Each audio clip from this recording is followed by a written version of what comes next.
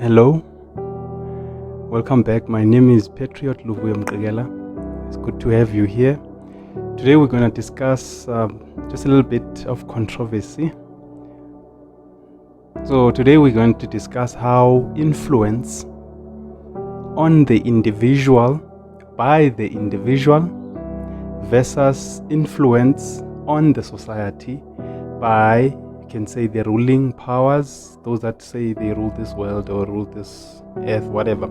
So we're going to discuss the individual and the society, just to see how far influence or how far social engineering on the societal level can go, as also how far you yourself can influence yourself in either way, either bad or good.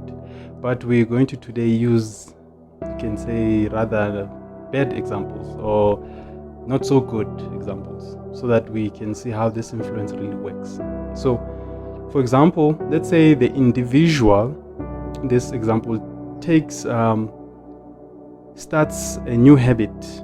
So they start trying to, let's say they try out cigarettes. So they smoke cigarettes for the first time, right?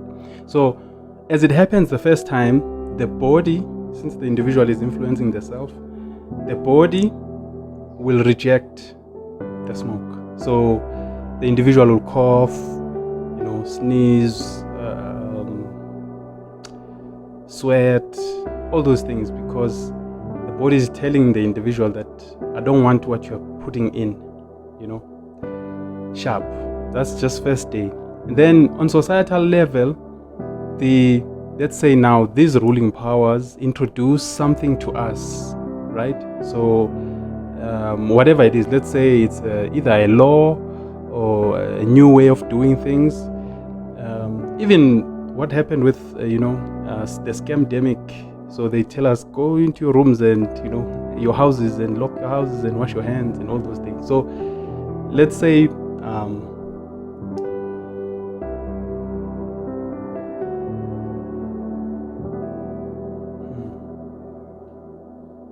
okay, let me put it this way. Let's say they're introducing tobacco, which was introduced a long time ago. I don't have an example, so we'll just use the same example with the society and also the individual. So tobacco is introduced to society as a whole, and then society tries it out, and then some of the members of the society say, no, this is not good, because of they've probably witnessed health deterioration, which is caused by the new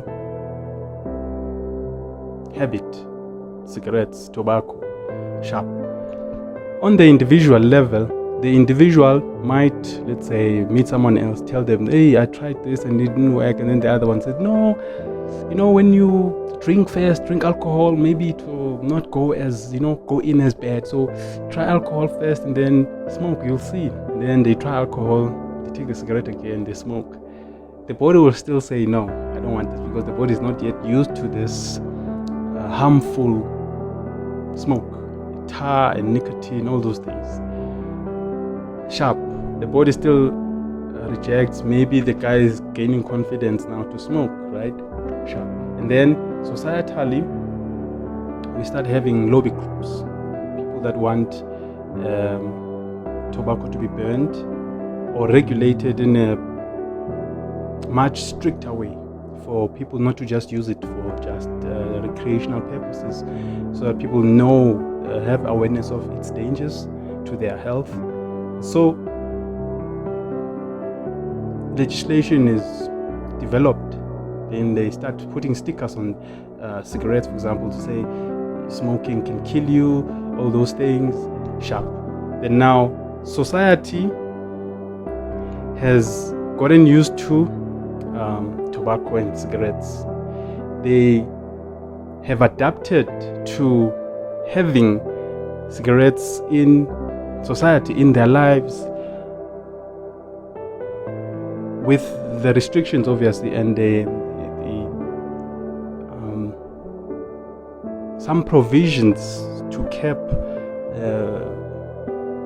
recreational use, or maybe the abuse that would come from, let's say, teenagers, youth, and all those things. So on the individual level, your body is going through a period of trying to work with you, with what you are trying to put in it. So that's why now, at some point, let's say your body, it's not even have to be a cigarette. Now, let's say it's alcohol, because I've seen this, I've witnessed this with other family members I've had, and other elderly people I've met. They can't operate without alcohol anymore. So meaning the body worked hard to transform itself to the state in which the individual has put into. So meaning the body now has learned to live, to keep the individual alive through the harmful chemicals the individual is putting in the body. So now doctors tell this individual, please don't stop drinking alcohol, because if you stop, you will die. Because the body has fully transformed itself. It said, okay, the 50 trillion cells have said, okay guys, if we don't transform, if we don't adapt and do what this guy wants us to do, we're dead. So let's use whatever is putting in all these spirits and all of this junk to make him alive, to keep him alive, because he's not gonna drink any water, he's not gonna eat any healthy food. So this is like your body is having these conversations, like, he's not gonna do this.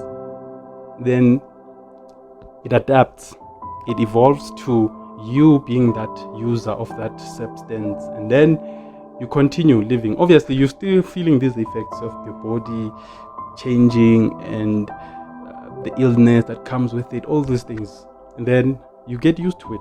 Your body now is used to you doing that. On the societal level, now we've normalized whatever happens with, that comes with alcohol, that comes with tobacco.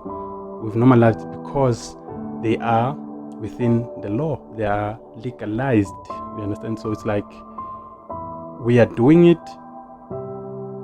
but we shouldn't abuse it, but we're doing it anyways because anyone is allowed to do it.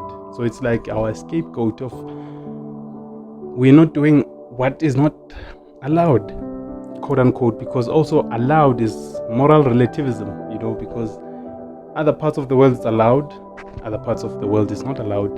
You find that in the United States, for example, other states, they allow the use of cannabis, for example, and then other states don't, so that's moral relativism because it's a United States of America. It should have, an overarching federal law to so it's that thing of, if someone else is not clued up enough, they will think since one state says it's wrong, then it is wrong morally.